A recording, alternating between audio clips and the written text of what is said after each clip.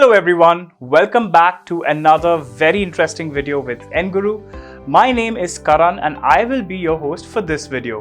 By the way, this video is brought to you by Enguru Spoken English app. Enguru offers live classes every day, interactive sessions, expert Enguru teachers, and a certificate from Enguru. So, to continue learning, download the Enguru app today. Don't forget to like, share and subscribe to our channel. In today's video, we're going to look at some of the most common errors that learners make when using the simple past tense. Well, using the simple past tense is pretty straightforward, but still, some of us can end up making some mistakes. Let's have a look at a few of them.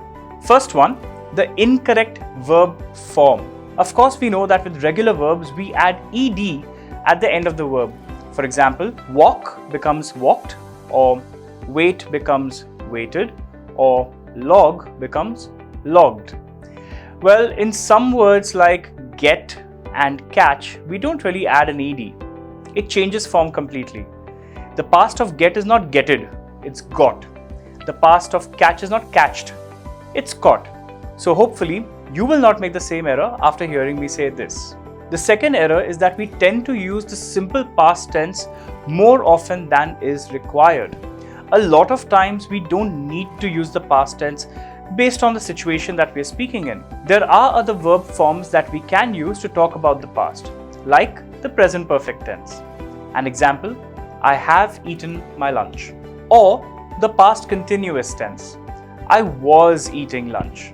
Remember, the simple past is used when the action is already over and is not relevant to the present. It's usually a short action. The present perfect is used when the action happened in the past but is relevant to the present conversation. And talking about the past continuous, it is usually used when the action happened for a long time in the past. So, don't keep on using the simple past tense and ensure you use the correct past tense forms. Number 3, not using time expressions correctly. It is very important when talking in the simple past to ensure that we mention time expressions. For example, instead of simply saying, I ate lunch, you can say, I ate lunch this morning. Or, I played in the park. I played in the park yesterday. It is to make the listener understand that the action happened in the past and when it happened in the past. Number 4, failure to use auxiliary verbs in the negative form. It's important to use auxiliary forms like didn't, or in other words did not, when talking about the past tense in the negative.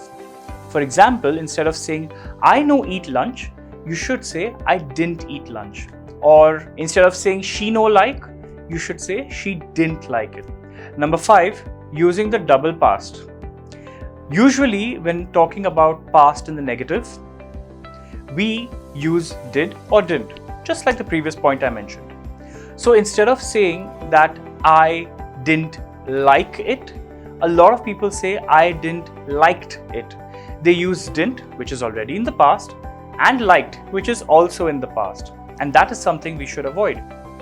Can you tell me what is the problem in this sentence? She didn't knew it happened. Let me know in the comments below.